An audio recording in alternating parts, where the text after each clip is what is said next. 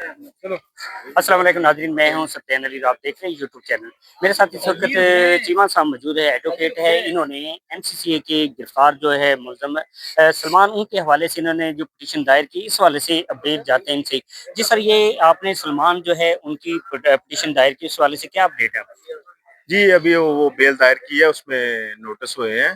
तो let's see आगे complaint को नोटिस होएगा, वो पेश होगा। इसमें फर्दर आर्गूमेंट्स के लिए रिकॉर्ड तलब होएगा। वो एज पर प्रोसीडिंग जो कोर्ट्स की होती हैं, वो इंशाल्लाह आगे जैसे भी चलती हैं, फिर हम इसको देख रहे हैं, इसको करेंगे। अच्छा, इनके ऊपर तो इल्ज़ाम है करप्शन का, तो उन्होंने इनके घरों में रेड भी किया है और उन्होंने इनसे रिकवरी भी कर ली है।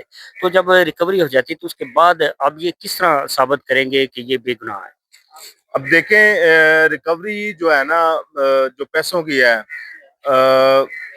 किसी पे भी मतलब जिस तरह का ये केस है, जैसे वो पहले भी ये बताया जा चुका है कि 7:35 पे ये कंप्लेंट रजिस्टर्ड होती है, 7:55 पे एफआईआर भी हो जाती है। ना कोई इंक्वायरी का कोई नोटिस है, ना इंक्वायरी के कोई जो वो उनके गवाह हैं, ना उनको कोई नोटिस है। तो 20 मिनट के अंदर अंदर आप देखें कि सारे जो है, जो एविडेंस जो है ना, वो 161 के बयान है, वो भी हो गए, इंक्वायरी भी होगी, इन्वेस्टिगेशन भी होगी, एफआईआर भी होगी। तो मैं नहीं समझता ये मतलब जो उन पर एलिगेशन है, जैसे सलमान है जो जिसको हम कर रहे हैं, को जिसकी बेल फाइल कर रहे हैं, जो उस पर जो एलिगेशन है वो दुरुस्त है, वो गलत है सारी चीजें। अच्छा, सिविल से इसके बाद बाकी भी इनके साथ जो एडिशनल डायरेक्टर है उनके खिलाफ भी है ये सेम जो दफात है और सेम एलिगेशन बाकी जो सरफराज है, उसके बाद यासर है, फिर असिस्टेंट डायरेक्टर जवार है, शुएब राज, तमाम जो ये एफआईए के जो साइबर क्राइम के अफसर हैं, इन तमाम के ऊपर जो एक ही एलिगेशन है कि इन्होंने डकी, उसकी जो बीवी है उससे इन्होंने रिश्वत ली है उस मुकदमे में जो कि ये गिरफ्तार है, जबकि डक्की की जो है ज़मानत होगी और उसकी जो बीवी है वो अबूरी ज़मानत पे है। तो वो इस मुकदमे की जो है पैरवी कर रही है, वो मुद्दई मुकदमे। देखिए, डकी ने एक जुर्म किया, उस पर अदारे ने जो बनता था उस पर एफआईआर दी, उसका रिमांड हुआ है, वो जुडिशियल हुआ, उसकी बेल होगी। अब जो अभी जो स्टेटस है, जो अभी मतलब जो आप कह रहे हैं, जैसे एडिशनल डायरेक्टर हैं, डिप्टी डायरेक्टर हैं, असिस्टेंट हैं, जो ये सारे, तो मे बी ये भी पॉसिबल है कि खुद इन्होंने अप्रोच किया हो उनको कि हमें केस में रिलीफ दें, हम आपको पैसे देते हैं। तो मैं ये समझता हूँ कि जैसे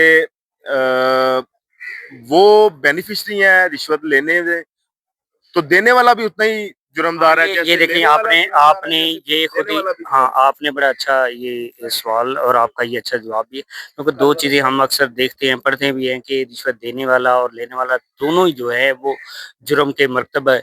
अब इन्होंने अगर रिश्वत दी तो क्या आप समझते हैं कि इनके खिलाफ भी, वो रिश्वत देने वाले जो लोग, उनके खिलाफ भी मुकदमा दर्ज जी होना जी होना चाहिए। जैसे उन पे एफआईआर हुई है, अगर वो उनके एलिगेशन हैं कि उन्होंने हमसे पैसे लिए हैं, तो अगर देखें कोई ब्लैकमेल करता था तो हर फोरम मौजूद है, यहाँ पे कोर्ट्स हैं, काम कर रही हैं, अदारे हैं, वो मुतलका फोरम पे जाते अपनी ग्रीवेंस जो है वहाँ पे एड्रेस करते कि इन्होंने हमसे रिश्वत क्लेम कर रहे हैं।